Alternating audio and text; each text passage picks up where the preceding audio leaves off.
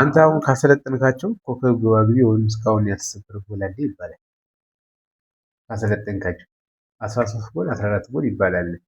ልጁ ማን ነው ወይስ ተሰብሯል ወይ? ጎሉን 13 14 እኔ እንጃ ስንት የሰፈር ልጅ ግን ለምሳሌ አሁን አሸናፊ ማነህ ሰውን በቃ አሁን እንደ ቁመት አሁን የአሸናፊ ቁመት አጭር ነው አይደል እንዴ?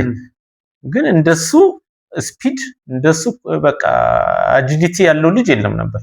ጎበዝ ነበር በቃ ያገባል። እኔ ፉነት ሰላም አንድ ጊዜ ሂደን በቃ ያችን ማሸነፍ ነው የሚጠበቅብን። በሱ ጎል አሸንፈን ሂደናል ድሬዳዋ። እሺ ስንት 2003 ይመስለኛል አሸናፊ ጎል ሂደናል። ያውታል እና አሁን አሸናፊ 13 ጎል ያለው ይባላል። አሸናፊ 13 ጎል ኮከብ ሆኖ ተሸልሟል። እኔ ጎሉን ነው የምረሳው። 13 በ14 ጎሉን ቢተኛ ያለው ግን በዚህ ጎል እስካሁን ድረስ የሱ ሪከርድ አልተሰበረም ይባላል። በውድድር በነበረበት ጊዜ ልክ ነው። እሱ ደግሞ እንትን ያሰለጠነው እኔ ጋ ነው። አሸናፊ ከእንትን እንደመጣች ወደ እኔ ነው የገባ።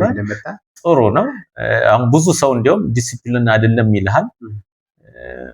እኔ ጋር ሰጥረጥ ብሎ የተገዛ ልጅ ነው። በጣም አክባሪ ነው። እንትኑን ያከብራልሃል። እኔ አሁን ዲሲፕሊን አይደለም ሲሉኝ ሁላ እኔ እንትን ይለኝ ነበር በነበረ እና ለምን መሰለህ ስፖርቱን ይሰራል።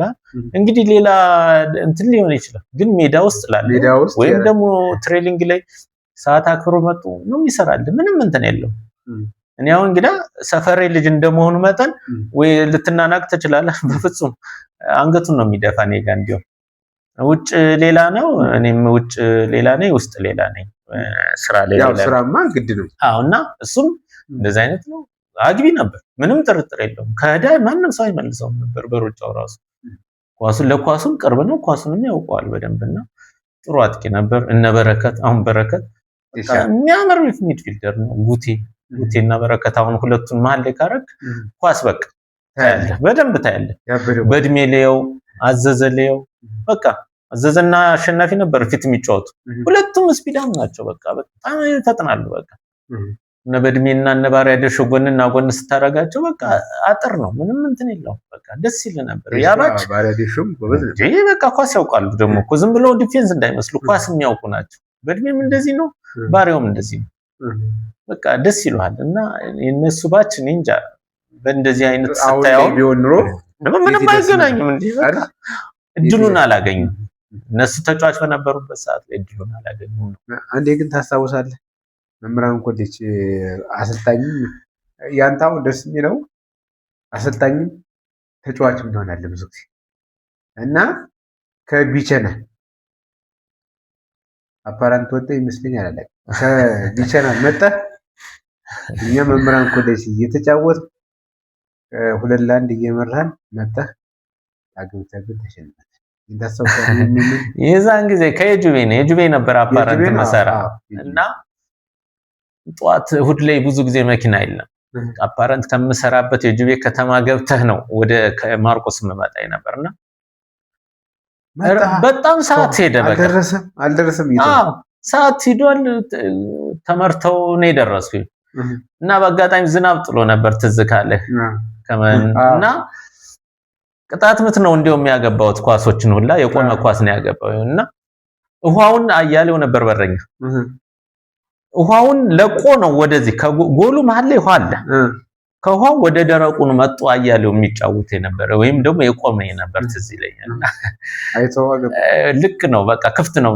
ትንሽ ብድግ ካረከው እንደሚገባ ይታወቃል። ለምን ውሃውን ላይ ሲቆም ወይም ስላይድ ያደርገዋል፣ ያንሸራትተዋል። የግድ ነው እንደዛ አድርገን አሸንፈን እንትን ብለናል። ትዝ ይለኛል። ልክ ነው። መምህራን ኮሌጅ ጥሩ ቲም በነበረበት ሰዓት ማለት ነው። ዋንጫ በልቷል።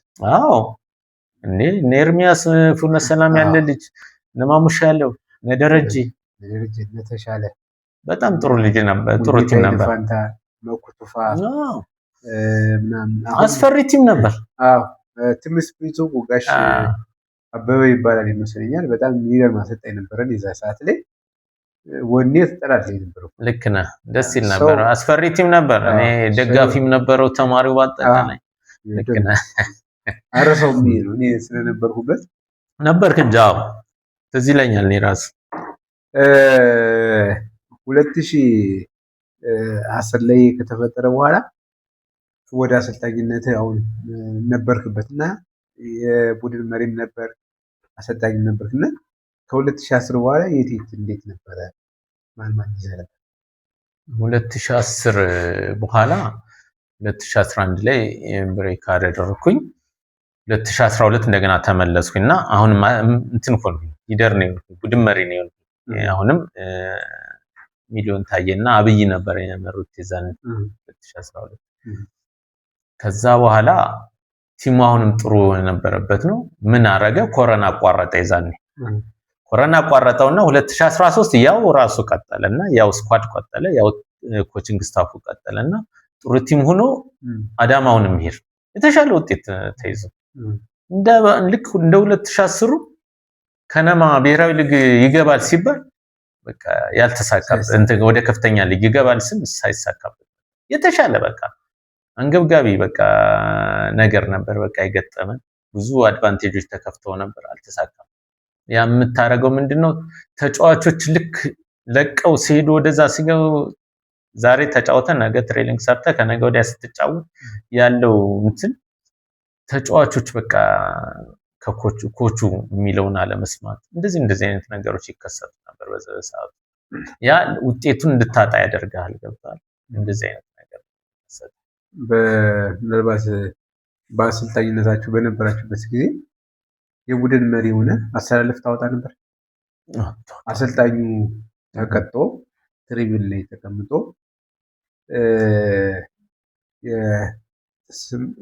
ሊስት የምታደርጉበት አለ እና ይሄ ይገባል ብለህ ራስ ማኔጅ ያደረግበት ጊዜ አስታውሳለሁ? ቡድን መሪ ሆነ ዋናው አሰልጣኝ ግን ተቀጥቶ ትሪቢኑ ጋር ተቀምጧል። አንተ ግን ይሄን የሚገባ ብለህ ምክትሉ አሰልጣኝ ያለ ይሄን ነገር ወርደር አድርገሃል ይባላል። ያ ምን መሰለህ እምነት ነው። ይሄ የኮቹ እምነት ነው። ኮቹ ያምንሃል። አንዳንዴ ኮቹ ያምንህና ያወያያሃል። በቃ እኔ አሁን ቡድን መሪ ልሁን እንጂ እንደ ኮቹኜ ነው ስሰራ ነው። 2015ም ቡድን መሪ ነኝ ግን ኮቹኜ ነው ስሰራ ነበር። ያ ምንድነው ኮቾች ሙያን ያውቃሉ። አንተ ማወቅ ብቻ ሳይሆን ከውጭ ይረዳሉ። ኮች አሁን ከባድ ነው። ዝም ብሎ እንትን አይሰጥህም፣ እድል አይሰጥህም። ያንተን ኢንፎርሜሽን ይሰበስባል። አይቶ ታረጋውን ነገር አይቶ ያንተን ያያል። ኢንፎርሜሽን ደግሞ ከተለያዩ ሰዎች ይሰበስባል። ከዛ በኋላ ነው ወደ አንተ ድርጊት ያንን ድርጊት የሚፈጽም። ስለዚህ ይሰጣል ያንን እድል። ህጉ ግን ይፈቅዳል። በህግ ደረጃ ምክትሉ ተቀምጦ የቡድን መሪ አሰላለፍ ወይም ደግሞ ሊድ ማድረግ ይችላል። እናንተ ጊዜ ያማ ይኸውልህ አሁንም እኮ የምልህ ምክትል ኮች አለ። ምክትል ኮች ዋናው ሳይኖር ይሰራል። በቃ አለቀ። ይሄ ምንም ጥርጥር የለውም። ግን በመግባባት ነው የምትሰራው ይሄንን እንጂ እኮ አንተ ኦነር ሁኜ ወይም ደግሞ እኔ ነኝ ሆነ ምናምን የምትለው ነገር አይደለም። ኮቹ ይሰጣል፣ ኃላፊነትን ይሰጣል። በቃ እንደዚህ አይነት ነገር አለ። ለምሳሌ 2015 ጋር ሰበታ ሆነን እንደዚህ አይነት ፒክቸር ሁላ እንትን ብዬ አስረድቻለሁ። ተጫዋቾች እኔ ክለቡ የሚከፍለኝ በቡድን መሪነት እየሰራ ያለ ግን በኮችነት ገብቷል። ደብልቄ እየሰራው ነው። ሁለት ስራ እየሰራ ነው። ለምሳሌ በረከት ነበር የዛኔና ይሄኛው አዲስ አሰልጣኝ ነው። ይሄንን እንትን በሆነ ቤተሰብ ተጎርቶበት ሂዶ እንደዚህ አይነት ነገር ሰርተናል። አሁን ይሄ በመግባባት የምትሰራው ነው እንጂ ዝም ብለህ ዘለህ የምትሰራው ነገር አይደለም። ቲሙ ጋር ያለውን ነገር ቀዳዳዎችን ለመሸፈንና አብሮ በመግባባት አብሮ ያንተ ስራ የኔ ነው በመባባል የምትሰራው ነው። አሁን ምክትል ኮቹ ከሌለ ሆን ሁላ ተደረድራለህ። ለምን እሱ ስለሌለም ቆም ነገር የለም። የሆነ ነገር ይገጥማል። ምክትል ኮቹ ኑሮ ራሱ ሆነ የማቅረብ የማዘጋጀት የመደርደር እንትኑ የሱ ቢሆንም ታግዘዋለህ፣ ታቀብለዋለህ። እሱ እንዲደረደር ኳሶችን ምኖችን ታግዛለህ። እኛ አሁን ቡድን መሪ እንሁን እንጂ እንደዛው ነን ነው እኛ ስንሰራ ነበር በሰዓቱ። አሰልጣኝ ዳኝነት ስብሐቱ በደብረ ማርቆስ ከተማ ማለት ነው የሚጠቅም ትልቅ እቅድና ፕሮጀክት ሰጥቷል ይባላል። ስለዚህ ነገር የምትለን ነገር አለ? እስካሁን ድረስ እየተጠቀምከው ነው? ምንድነው? እሱ በጣም የሚያሳዝን ነገር ነው። የሚገርም ነገር እኔ ስለጋሼ ብዙ ነገር ማለት የምትችለው ነገር ነው።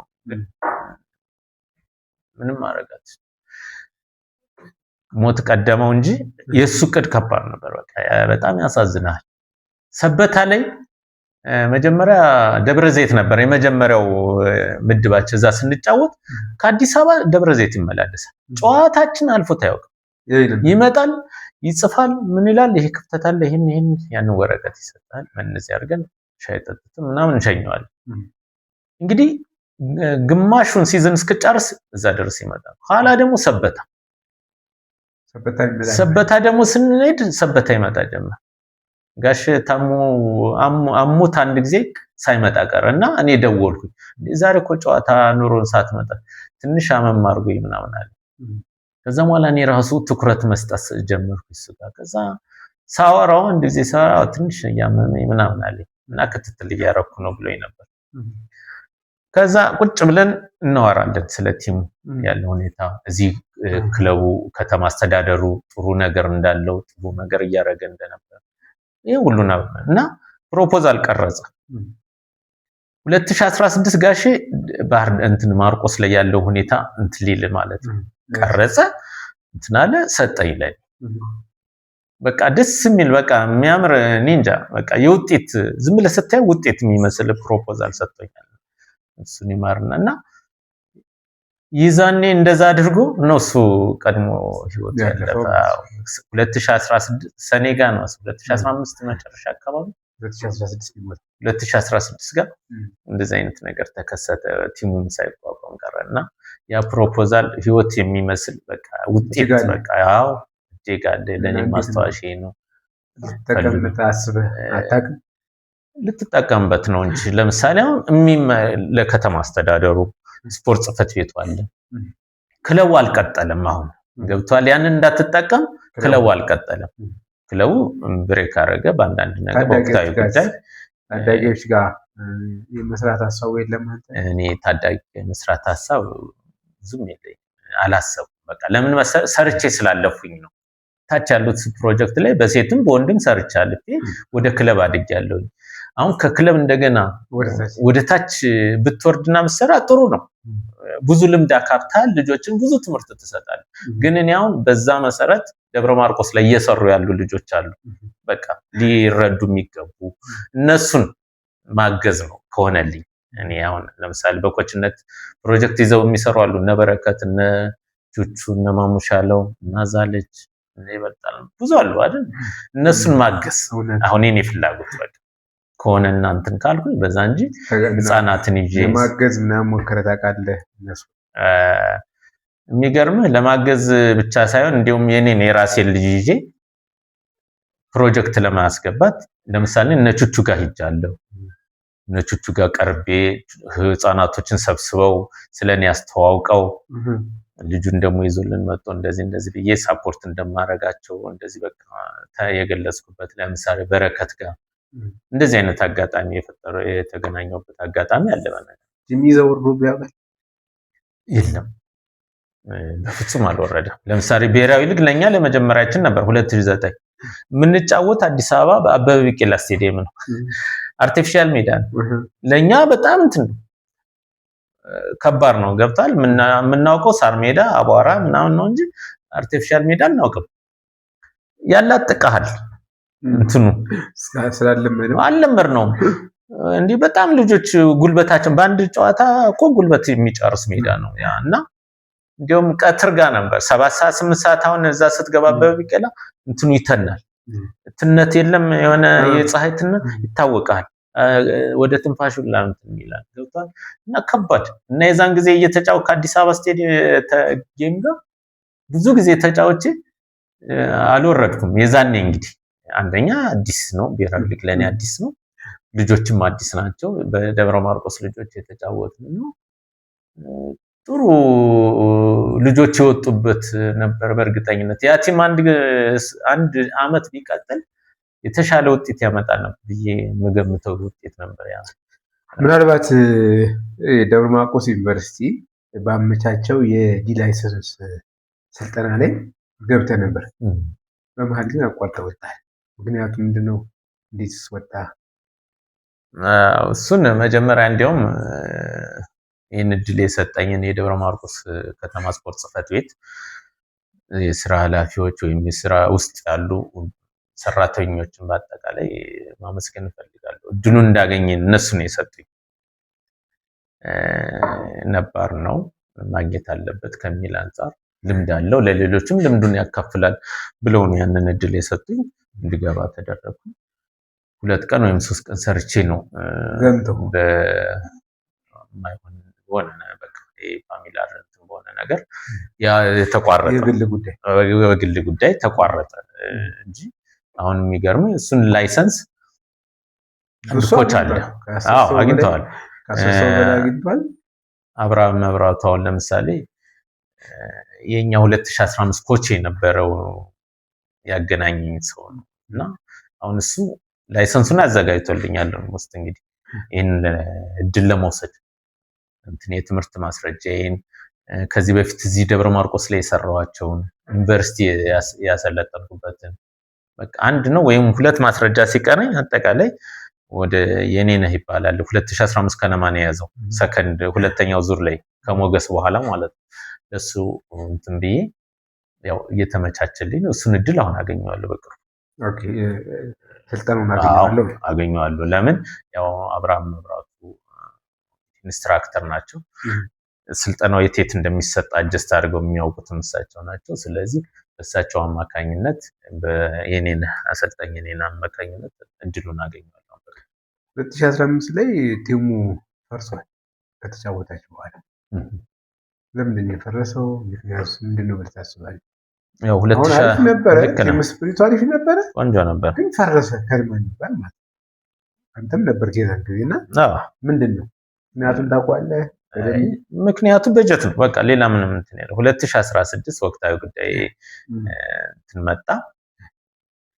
ከተማ አስተዳደሩም በዛን ሰዓት ላይ በጀት የለኝም ማለት 2015 ወደ ሐምሌ መሰለኝ ውድድር ይሄ እንትን የመጣ እና ከዛ በኋላ በጀት የለኝም ማለት የሚገርምህ የ5 ወር ደሞዝ ከክለቡ አልከፈለም አለበት። አሁን ይሄ ደብረ ማርቆስ ከነማ ልሳተፍ ቢል ብሔራዊ ሊግ ልሳተፍ ቢል ያን መክፈል ግዴታ አለበት። የ5 ወር ደሞዝ ለዛ ተጫዋች መክፈል አለበት። በጀት እጥረት አለብን ነው እንደ አሰልጣኝነት ወይም እንደ ቡድን መሪነታችሁ ይሄ የደሞዝ ጉዳይ ሲቀር እናንተ ለምንድን ነው ዝም አላችሁ? ወይስ ምንድነው ያደረጋችሁት ነገር ነበረ?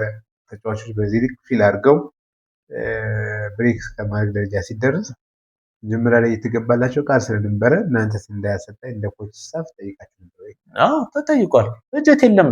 የሚገርም እዛው ሰበታ ሆነን ነው እኛ እኮ ጥያቄውን ምን ውድድሩ ሳያልቅ ነው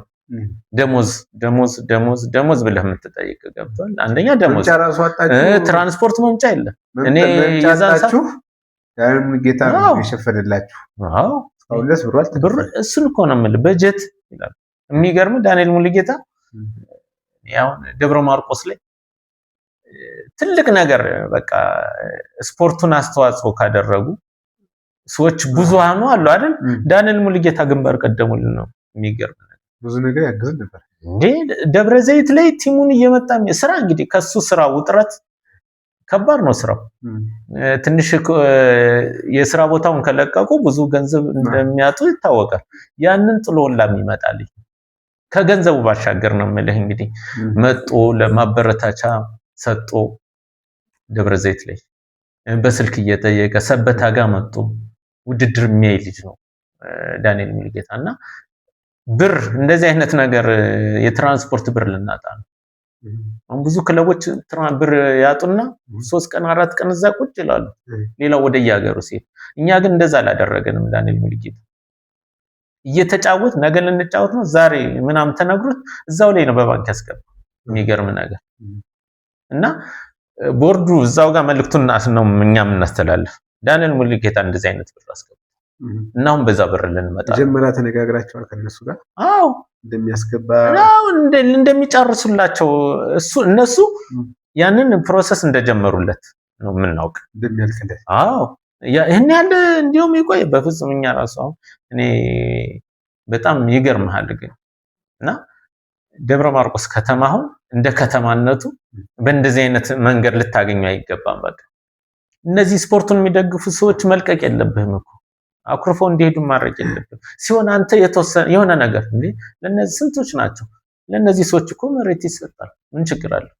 አንደኛ ልማቱን ነው የሚያፋጥኑት። ኢንቨስትመንት ነው የሚሰሩ አይደል እንዴ ስፖርቱን ይሄን አድርገዋል፣ እንደዚህ አስተዋጽኦ አድርጋቸዋል ብለው የሆነ ነገር እንዲሰሩበት መሬት መስጠት። እነሱ ደግሞ ልማት ላይ ስለሆነ ስራቸው፣ ኢንቨስትመንት ላይ ስለሆነ ስራቸው ስፖርቱን ምን ያደርጉታል? እያሳደጉት አብረው ይሄዳሉ። እንደዚህ አይነት ያለህን በእጅ ያለህን ባለ ሀብት የምትለቅ ከሆነ ወይ ደግሞ አንተ መቻል አለብህ። አንተም አትችል ባለ ሀብትንም የማትንከባከብ ከሆነ ስፖርቱን እንዲህ መሆን አይችልም። በቃ በጣም ከባድ ነው። እና እኔ አሁን በዳንኤል ሙሉጌታ ሁሌ የምማዝንበት ነው። በቃ አዝናለሁ። በቃ ሲሆን ሌላ ነገር ማግኘት ሲገባው እንዴት ገንዘቡን ወደኋላ ይቀራል? በጀት ይላል። በቃ ምንም እንትን የለንም። ወቅቱ ከመሆኑ አንፃር በስልክ ነው የምትዋራ። የዛን ሰዓት ላይ እኛ ከሰበታ ስንመጣ እኮ ድብልቅልቅ ብሎ ነው ያገኘነው። ስለዚህ የዛን ሰዓት ላይ ከቦርድ ጋር ነው የምትዋራ በስልክ እና እሺ ነው ድርጊት ይፈጸማል እናጫርሳለን ምናምን ነው የሚሉ። ልክ ከተማ አስተዳደሩ ላይ ሌላ ሰው መጥቶ ይገባበትና ያንን ጉዳይ ቆይ እኔ ይሄን ጉዳይ አላውቀውም ይላል። ለምን እንደዚህ ነው? ለምን ያኛው ሰው የመንግስት አካል ነው እያወራው ያለ፣ እሱን ማመን አለበት። እኔ አሁን ስፖርቱንም እንድጠላው ያደረገኝ ይሄ ድርጊት አስጠልቶኛል። በቃ የልጁ እንትን መመለስ ነበረበት። ብዙ ነገር ልጁን መደገፍና መሸለም ስትችል እንደገና የራሱን ገንዘብ እንዴት አትልስ? እና ይሄ ነገር ስፖርቱ ላይ ትንሽ ወደፊት ምን ከፍተኛ ተጽዕኖ ይፈጥራል ብዬ ገምታለሁ። አዎ አይ አሁን እንደምታየው ነው የደብረ ማርቆስን የሚወክል ክለብ የለም። አዎ ይሄ ደግሞ እንኳን አንተ ሌሎችም የኳስ ተመልካች ነን የሚሉ እንኳን በጣም ነው የሚያደርግበትና እንደ ወደፊት ምን መሆን አለበት ብለህ ታስባለህ? ይሄ ነው ወደ ነበረበት እንዳሰጣኝ ይዘት የምትሰጠው ምክር ካለ? ይሄ መጀመሪያ ቅን መሆን አለበት። በቃ ስፖርት ላይ ቅንነት ነው መጀመሪያ ወሳኙ፣ ቅንነት። እኔ አመጥቼ አንተን ስለ ስፖርት ሰዋራ በቅንነት መስማት አለበት። አንተ በጥሩ ነገር በቃ አሁን ልክ እንደምታየው ብዙ ችግር እንዳለበት ሁሉ በስፖርቱ ላይ በጣም ብዙ ችግር አለበት። ተጫዋች ከተጫዋቹ የሆነ ሰው ከሆነ ሰው ምናምን ብዙ እንትን አይቆ በቃ ያኛው እንትን ስፖርቱን ይጎዳዋል። ስለዚህ አሁን ከተማ አስተዳደሩ አለ እንደማንኛውም ከተማ አስተዳደር አማራ ክልል ላይ እነ ደሴ እነ ደብረ ብርሃን እየተሳተፉ ነው አይደል? የባህር ዳር በፕሪሚየር ሊግ ደረጃ እነ ባህር ዳር አሉ። እንዴ ለምንድን ነው ደብረ ማርቆስ ከብሔራዊ ሊግ ደረጃ ላይ እንደዚህ ሊሆን ይችላል? ኦኬ የበጀት ምክንያት ጥረት ከሆነ 1 አመት 2 አመት ጋፕ ተሰጥቶታል። ቢያንስ በ3ኛ አመቱ የሆነ ነገሩን ራሱ እንትን እያለኩ እያሳደገ በጀት ከዛም ከዚህም ያለ የልማት አሁን እኮ ስፖርት ልማቱ ነው። በቃ ኢንቨስትመንቱ ነው መሳሪያ አድርገውታል። በቃ ብዙዎቹና ያ መደረግ አለበት። አሁን ያንን ለማድረግ ምን መጀመሪያ ስፖርት ጽህፈት ቤቱ ላይ ያለውን ጉዳይ ማውራት፣ እንዴት ነው አካሄዳችን? ለምን እዛ አለ ባለሙያዎች አሉ፣ ከነሱ ጋር ማውራት እንዴት ነው የምንሄደው የሚለውን ነገር ባለሙያዎች ያንን ነገር ያለውን ኢንፎርሜሽን በደንብ አድርገው ዘርግተው ጽፈው ምንድነው ብሔራዊ ሊግ ለመግባት ለመቀጠል ምንድነው የሚያስፈልገን ይሄ ተብሎ በጽሁፍ ቆንጆ ሆኖ ተጽፎ መቅረብ አለበት። ገብቷል? ያ ተደርጎ ነው በጀቱ መመደብ ያለበት። ይሄን ለማድረግ አሁን የሚሰራ ስራ ነው ነበር 2019 ለመሳተፍ ደግሞ የሚቀጥለው አመት ደግሞ የዞን ውድድር አለ ደማቆስ እንግዲህ እኛም እንደምናየው ከሆነ እንቅስቃሴ ያየን አይደለም። አዎ ያው እንግዲህ ይሄን ላይ ያለ ነው አሁን የሚመራው አካል ነው ይሄንን የሚያደርግልህ። ግን እኔ አሁን የዞን ውድድርም በለው ታች ፕሮጀክት ያሉትን በላቸው አሁን ለምሳሌ ፕሮጀክት አሉ አይደል ደስ የሚላል። ግን እነዛ ልጆች ምንድነው እያዩ ወደ ላይ ይመጣሉ ብለህ የምትገምተው? ቲም ላዩ ላይ መኖር አለበት፣ ከተማውን የወከለ ቲም።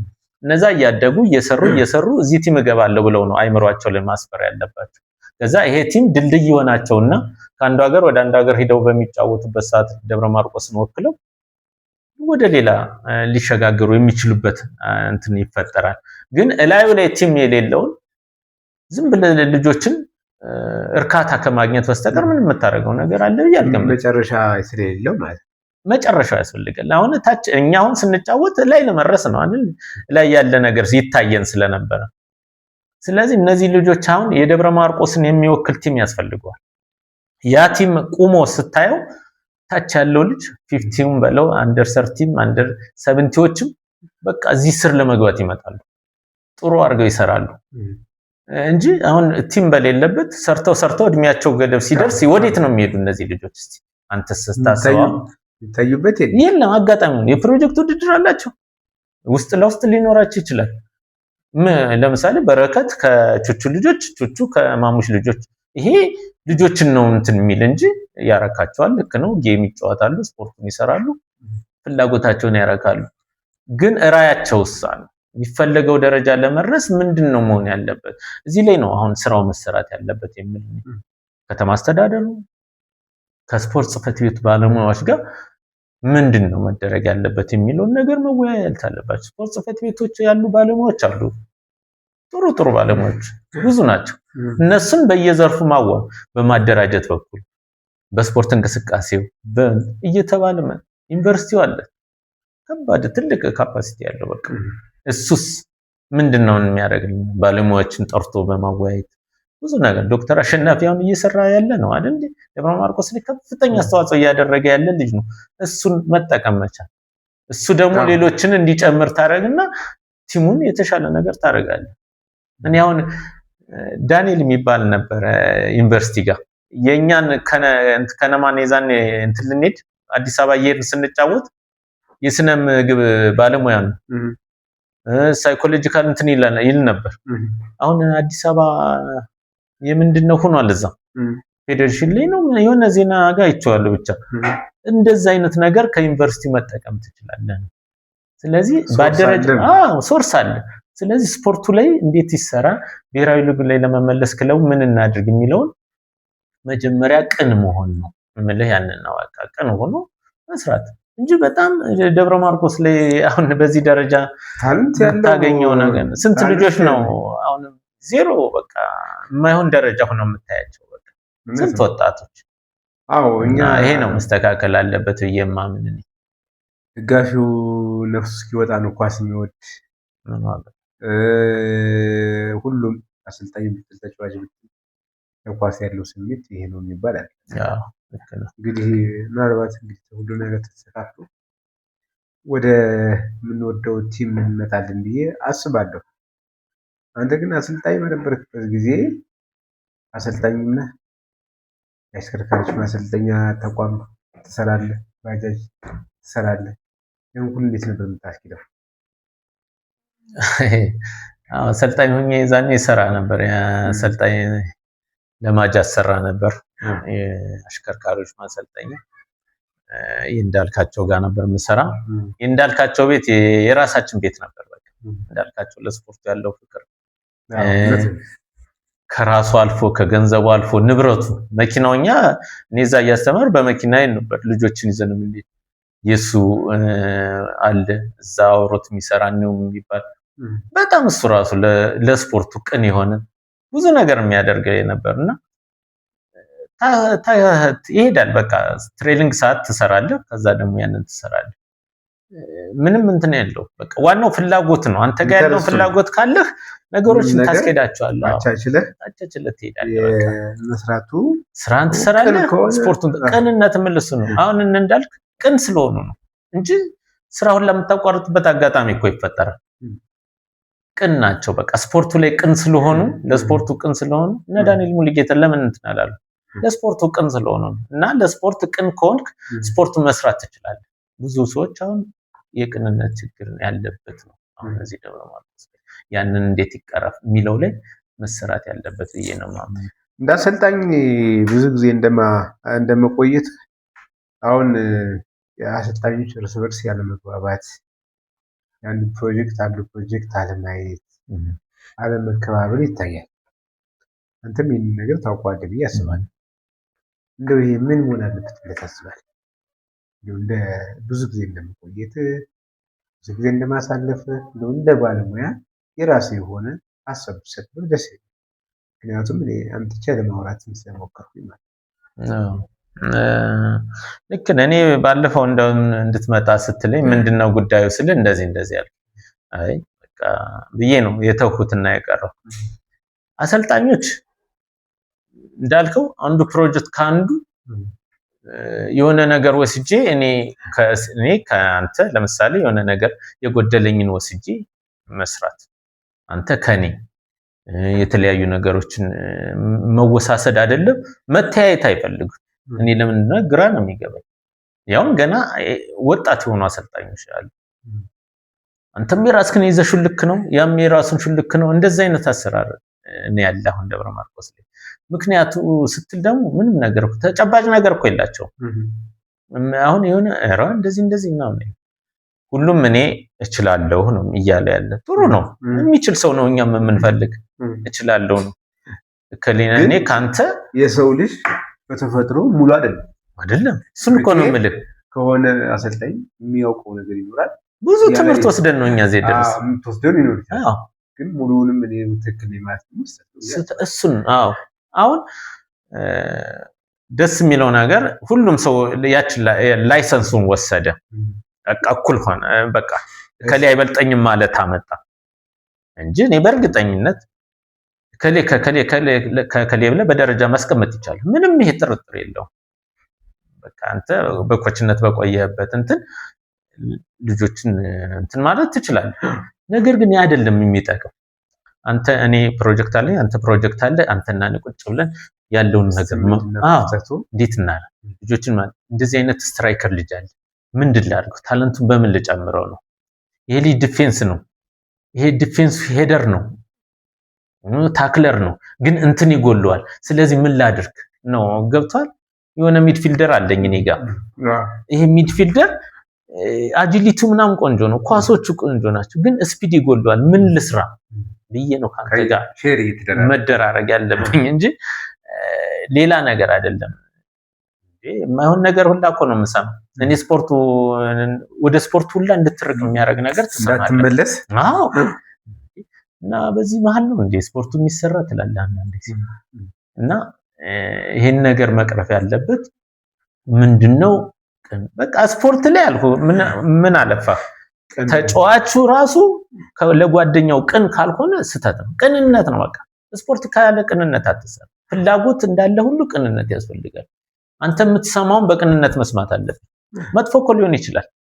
በቅንነት ሰማህና ከዛ ታወርዳለህ። ሰው የራሱ የሆነ አመለካከት አለው፣ ይለያያል። ሁላችንም የተለያየ ክህሎት አለን።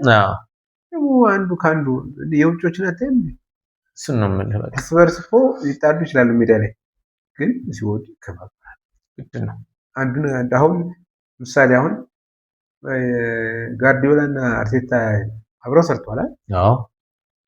ግን በተቃራኒ ሆኖ ሲጫወቱ እሱ በጣም ጎበዝ ነው ብሎ ነው የሚያደንቀው። ገብቶሃል? እንደዚህ እንግዲህ ራሱ ያሰለጠነው ነው ፔፕ ጋርዲዮላ። አርቴታን አድንቆ ነው የሚገጥመው። አይ እንደዚህ ስትሆን መነሳሳት ይመጣና እርስ በርስ ስትከባበርና የተሻለ ነገሮችን ለማድረግ እሱን ነው እያልኩ ያለ። ያ ነገር ነው መሆን ያለበት። መከባበር፣ ቅን መሆን፣ አንተ ለምትወራው እኔ ጥሩ መሆን፣ ሳፖርት ማድረግ፣ ማውራት እንጂ እንትን እየነቀፉኝ ስፖርቱን እኔ የራሴን ብቻ ይዤ በፍጹም አይሆን። ከባድ ነው። ያውም ውድድር በሌለበት ነው።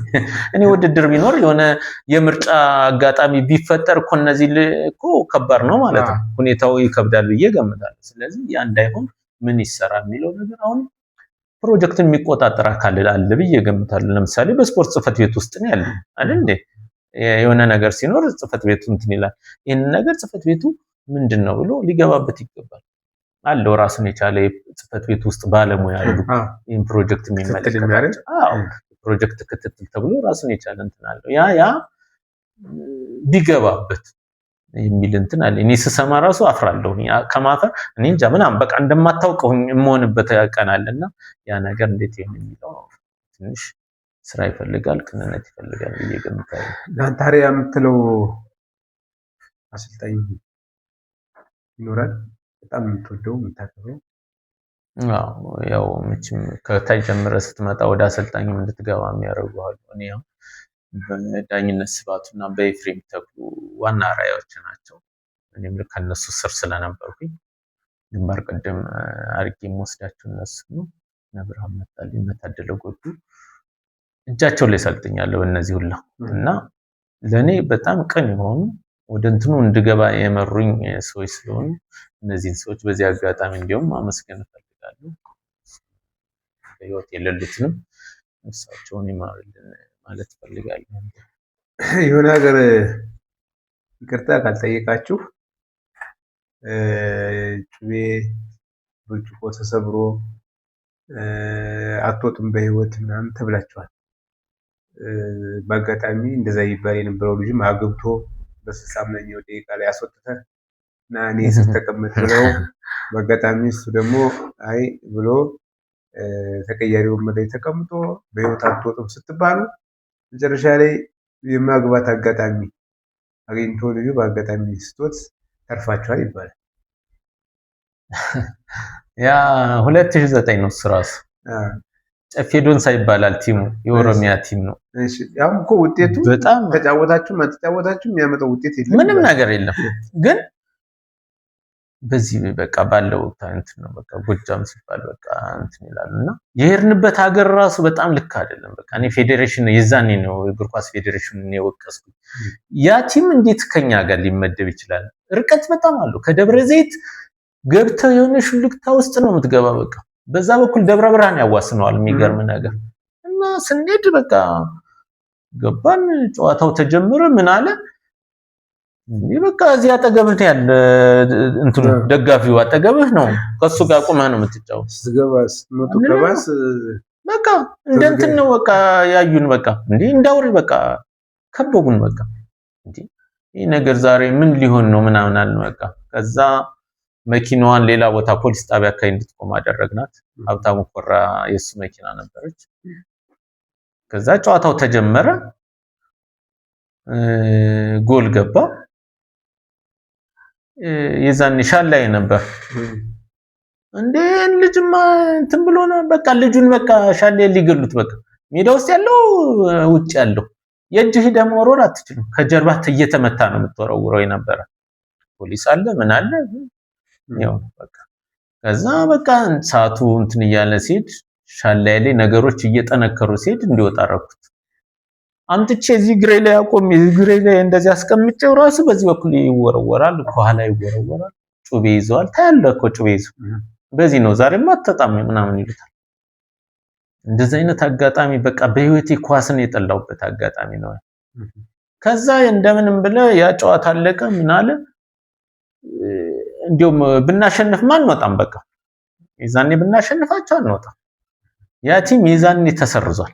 የዛኔ የተሰረዘን የቀረበ እርግጠኝነት በቃ ጨፌ ዶንሳ የነበሩት ኮሚሽነሮች በቃ ራሳቸው ሰጉ እኮ በቃ እኛ የዛኔ ከዛ ተነስተን አዲስ አበባ እንትን ደብረ ዘይት ገብተን ከደብረ ዘይት ተነስተን ነው አዲስ አበባ ገብተን በምሽት አደርን። በቃ ደግሟቸው እንግዲህ ያን ያህል ተጫውተው እና ያ እንትን በጣም ኳስን የሚያስጠላ ህይወት ነው የነበረ። በቃ አንደኛ አንተ ነህ ኃላፊነት ይዘህ ሄድክ፣ የሆነ ነገር ቢከሰት ትጸጸታለህ፣ ብዙ ነገር ይጎትታል፣ መጥፎ ነውና ያ ነገር ስለነበረ ብዙ ጊዜ ያንን እንትን አስታውሳለሁ እኔ ራሱ።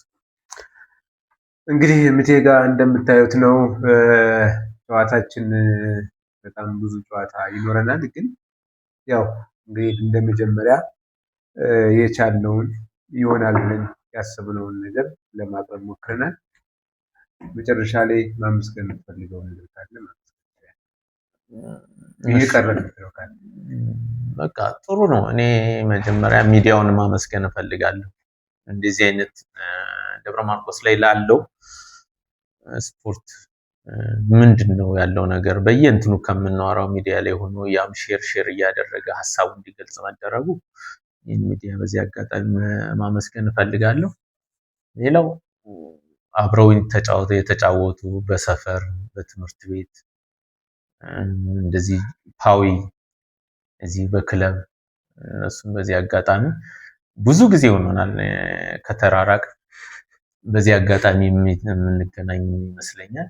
በዚህ አጋጣሚ እነዛንም አብረው እየተማሩትን አብረው እየተጫወቱን በዚህ አጋጣሚ ማመስገን እና ሰላምታ ማቅረብ እፈልጋለሁ። እዚህ ያሉትን ያው መልካም ጊዜ እንዲሆንላቸው እመኛለሁ። ለሁሉ ህይወት ያሉን የሌሉትንም እግዚአብሔር ነፍሳቸውን በአጸደ ገነት ያኖርልን ባለሙያዎች እንላለን። መቼ እንግዲህ አክብረን መጠህ ባለ ጊዜ አጣበህ መጠህ በሰጠኝ ላወራን የተወያየነው ጨዋታ ከልብ አመሰግናለሁ። ከሚቴ ጋር የነበረን ጨዋታ ይህን ይመስላል። አብራችሁ ስለቆያችሁ ከልብ አመሰግናለሁ። መልካም ጊዜ ይሁንላችሁ። ሰብስክራይብ፣ ሼር አድርጉ። አመሰግናለሁ።